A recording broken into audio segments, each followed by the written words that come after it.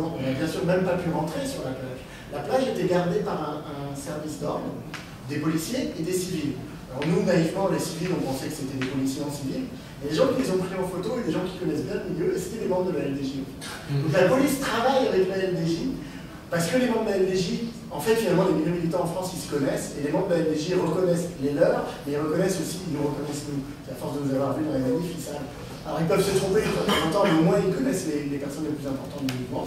Et donc ils étaient là aux côtés de la police pour dire lui vous ne laissez pas rentrer, lui c'est bon, lui non, lui c'est bon. Donc on n'a même pas essayé de rentrer sur le terrain, on a juste voulu faire du bruit.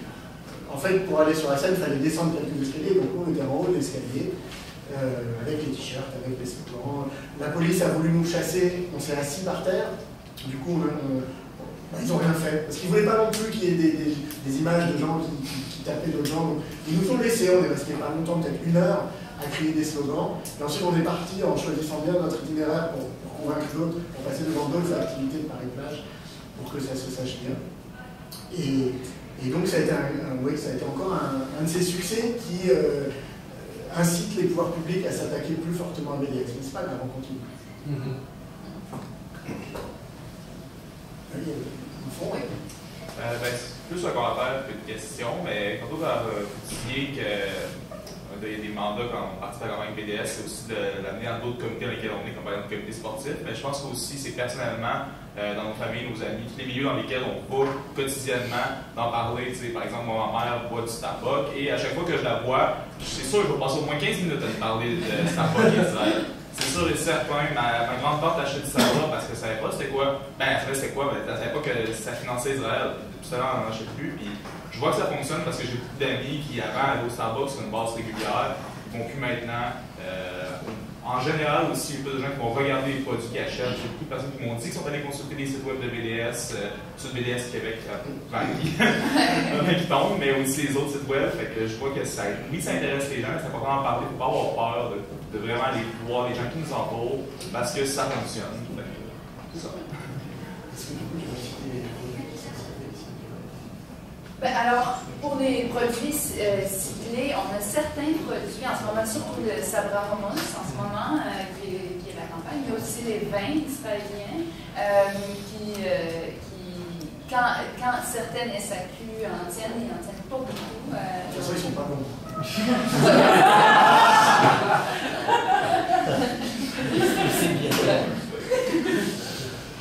Exact. Puis, les produits Ahava, entre autres aussi, qui maintenant, c'est de la nouvelle, c'est qu'ils vont se retirer aussi. En tout cas, on va voir, ils sont encore sur les étagères. Donc, oui, sur le stream, évidemment. J'en ai vu pas mal ici chez des gens, même chez des militants. Pas des militants comme ici, mais. Donc, c'est le stream, oui, dites-le à votre mère aussi, hein, c'est le stream pour Noël, notamment, de ne pas offrir ça à Noël. En plus, c'est mettre des bulles dans l'eau, c'est pas stupide que je dis. Moi, je sais qu'il y a une campagne qu'on n'a pas lancée au Québec, peut-être qu'on la lancera pas parce que c'est trop compliqué, mais j'en profite puisqu'on est dans un public de gens qui est sympathisant, enfin, je crois. Les médicaments Teva sont des médicaments faits en Israël. Teva, c'est la plus grosse entreprise au monde de médicaments génériques. Génériques, c'est-à-dire qu'en fait, ils n'inventent rien, ils font rien pour les malades, ils prennent des médicaments qui n'ont plus de... il n'y a plus de droit à payer, ils font des copies et ils les revendent, même pas moins cher, et ils rachètent plein de boîtes. Et il y a Teva au Québec, il y a même Teva à Montréal. Donc, bon, je sais pas, je pense que c'est pareil au Québec. En tout cas, je sais qu'en France, quand vous allez chez le pharmacien qui vous donne une marque, vous avez le droit de lui dire je ne veux pas cette marque, j'en veux une autre. Vous n'êtes même pas obligé de lui dire pourquoi. Et en général, dans 90% des cas, il a 2 marques. Donc il vous dit quoi, il dira ok, vous ne pouvez pas aimer parce que vous n'aimez pas la boîte.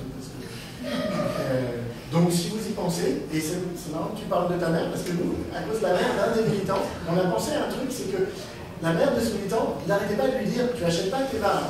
Et elle allait à la pharmacie, c'était quoi la marque qu'il ne fallait pas que j'achète? Vous savez qu'il y avait des marques qu'il ne fallait pas que j'achète, mais elle ne se souvenait pas quoi. Et donc pour la mère de ce copain militant, on a fait des petits stickers. Donc en France, vous avez ici la carte soleil, je crois, moi j'étais les médicaments. Nous c'est la carte vitale. Et on a fait des petits stickers qu'on colle sur la carte vitale, sur lesquels il y a écrit Teva, j'en veux pas. Alors là, chez le pharmacien, on lui donne la carte, et si on a oublié comment s'appelle la marque qu'on n'est pas censé prendre, c'est écrit.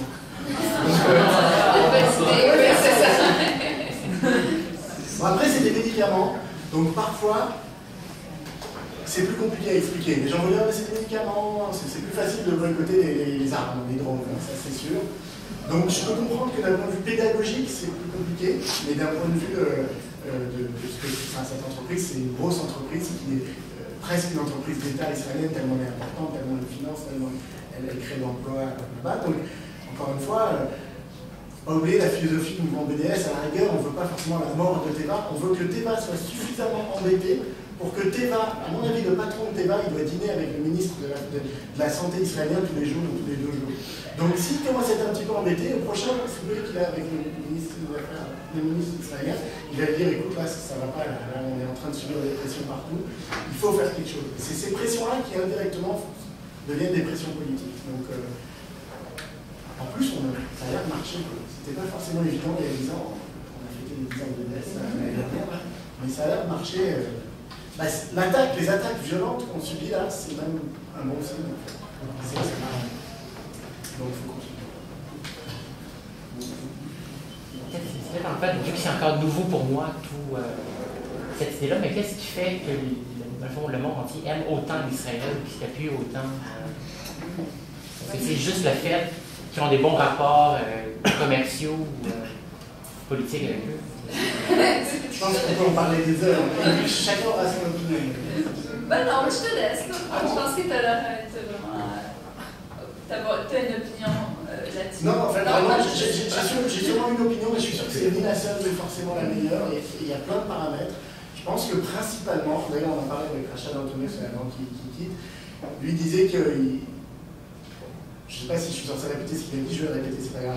Non, je ne vais pas le répéter. Bon, bref, je vais anonymiser l'histoire. Il était ami avec un homme politique canadien connu, qui avait des positions publiques pro-israéliennes, et qui, dans le privé, disait le pire des choses sur Israël et sur sa politique et sur leur comportement. Donc, déjà, ça nous donne une piste. Ça veut dire que le soutien à Israël, c'est un soutien qui est politique et géopolitique principalement. Et donc économique. Enfin, tout ça, ça va ensemble. C'est-à-dire que on va commencer par l'économie. Oui, c'est notre partenaire, avec des guillemets, hein, nous, l'Occident, le Canada, la France, les États-Unis, l'Angleterre, l'Allemagne. C'est notre partenaire dans cette partie du monde. C'est notre partenaire économique, militaire. Et c'est aussi notre partenaire politique, c'est un peu notre pied d'entrée dans tout le Moyen-Orient. En fait, il n'y aurait pas Israël, on serait obligé de négocier avec chacun des pays, on serait obligé de négocier, parce que du coup les autres pays, l'Égypte, la Syrie, l'Irak, seraient des pays très forts, indépendants, tout seuls, ils auraient leur propre économie, négocieraient, puis tout coûterait plus cher. Là, on a créé une telle instabilité, on profite de cette instabilité, en plus on a nos enjeux là-bas, sans parler de tout ce qu'on gagne en vendant des armes là-bas. Donc il y a géopolitique, économique, je pense que c'est le plus important. Un argument que j'entends auquel je crois moins, mais je l'entends, donc je vous le dis, ça serait une espèce de soutien parce que c'est un peu nous qui sommes là-bas, c'est-à-dire qu'on a une communauté juive qui est importante ici, il y a des juifs qui sont là-bas, souvent c'est des juifs. Pardon, les juifs qui sont là-bas sont des colons, c'est-à-dire qu'ils viennent d'ici en fait, c'est souvent des gens qui viennent d'Occident, d'Europe, de l'Amérique, bon, un peu aussi d'Afrique du Nord, mais donc c'est un peu nous qui sommes là-bas par un intermédiaire, et que donc c'est pour ça qu'on les soutient. Oui, c'est vrai, mais je pense qu'il ne faut pas que cet argument soit trop fort, parce que je pense que c'est un peu trop facile de dire oui, c'est parce qu'il y a des juifs là-bas, alors on les soutient. Je pense qu'ils ne seraient pas juifs, on les soutiendrait quand même. Enfin, je veux dire, c'est parce qu'on a besoin d'avoir des gens là-bas qui sont pas la majorité, qui ne sont pas le monde arabe finalement. Le monde arabe, je veux dire ça, c'est des considérations historiques que je ne maîtrise pas forcément complètement, mais je veux dire, le désir de l'Occident de dominer, de contrôler cette région du monde, qui quand même, quand c'était l'Empire ottoman, c'est une région qui était puissante, riche, indépendante et potentiellement concurrente de l'Europe.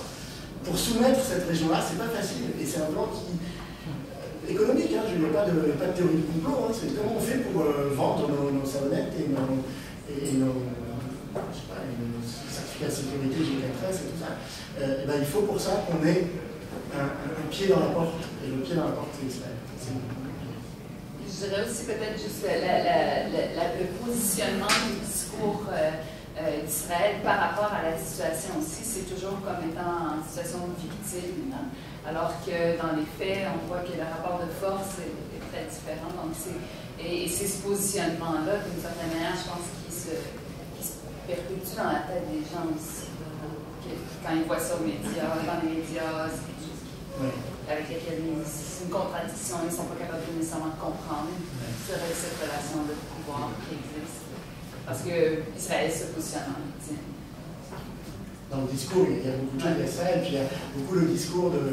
Alors là, pour le coup, ça revient un peu à la colonisation, que c'est un pays moderne, c'est un pays, finalement, c'est un pays occidental, c'est un peu nous, alors que les autres pays autour, c'est des pays rétrogrades, c'est des pays obscurantistes. Donc il y a aussi cette espèce de discours de valeur. De racisme. Et Oui. vraiment raciste, simplement raciste.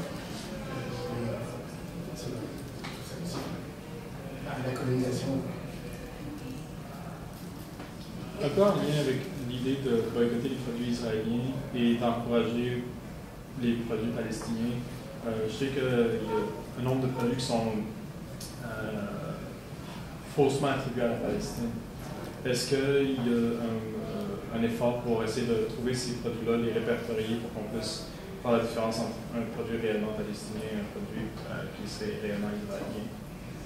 Moi, je ne sais pas pour. Je ne sais pas en France, là, comment, si c'est à quel point, mais le problème est plutôt un petit peu. En réalité, de ce que moi j'ai, c'est l'inverse, dans le sens que, comme on a des amis palestiniens qui essayaient de faire entrer ici des draps qui sont comme cousus à la main, et tout ça.